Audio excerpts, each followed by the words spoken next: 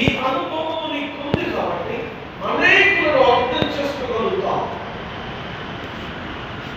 ఎలాంటి వారినైనా, ఎలాంటి పర్సన్ అయినా, ఇలాంటి వాళ్ళని అర్థం చేసుకుని ఓపికను బ్రతికించగలుగుతామని నమ్మకంతో నేను సేవకు ఇస్తున్నాను. లేకపోతే నువ్వు చేతనైన భక్తులతో ఎప్పుడో చనిపోయేవాడిని. నా ప్రాణము బట్టి, నా రక్తంతో, కల్వరి శిలువ రక్తంతో నిన్ను పుట్టి స్వస్థపరిచి ఈరోజు నిలబెట్టుకున్నా. నా పరిచర్య కొరకు, నా సేవ సేవ సేవ చేయడం, నీకు అన్ని రకాల అనుభవాలు ఉన్నాయి.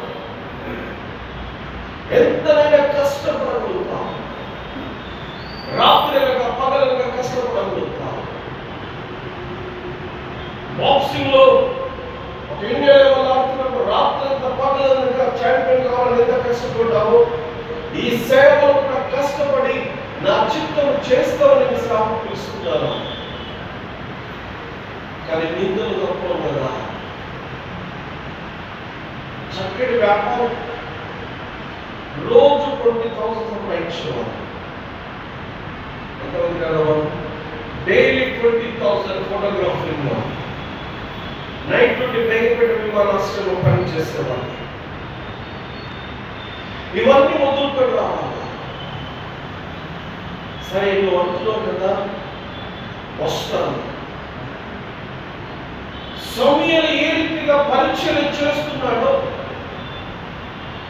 చిన్ననాటి నుండి ఎబ్రోన్లో కానీ, ఓస్టర్విల్స్లో కానీ, అనేక మీటింగ్స్లో, జుంకగా పర్యటనలో జరుగుతున్న మీటింగ్స్ కానీ, ఆయా చర్చస్లో జరుగుతున్న మీటింగ్స్, ఏ సేవకులు ఎవరిని కాదు, ఎవరిని చూడకుండా అందరి దగ్గర పరిచయం చేశాను. హల్లెలూయా.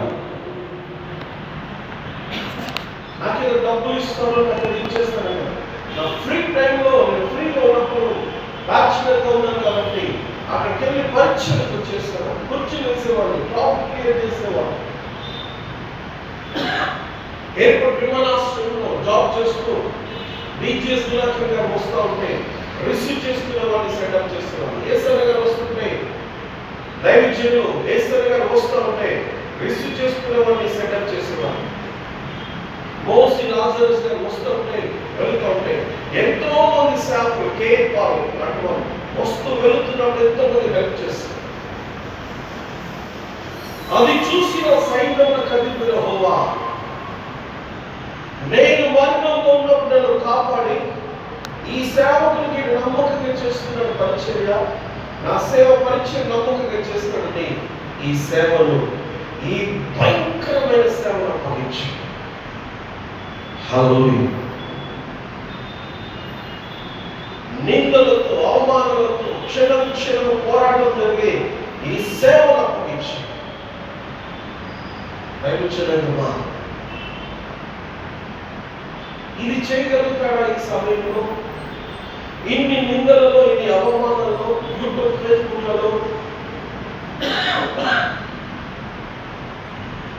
టీవీ ఛానల్లో అవమానించి మానసికంగా చంపుతున్నా కూడా భయపడలేదు. హల్లెలూయా.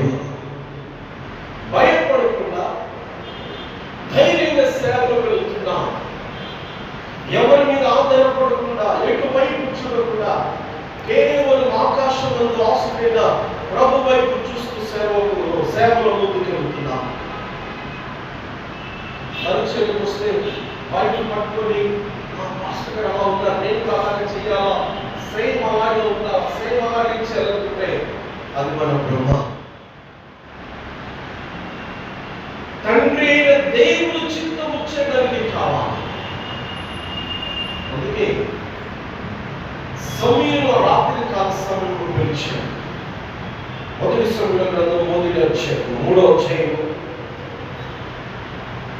మొదటి సమయంలో గ్రంథం 3వ అధ్యాయం 3 నుండి 2 మొదటి నుండి 8 వచ్చారు.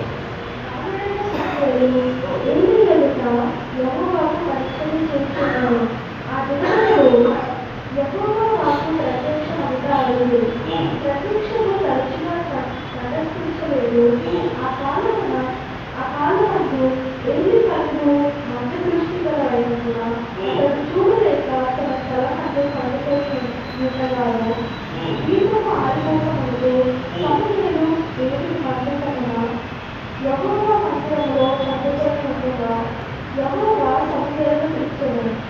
అతడు చింతమంది నేనున్నానని చెప్పి ఏలీ దగ్గరకు పోయి, మీరు నన్ను పిలిచినది కదా, నేను వచ్చినానని.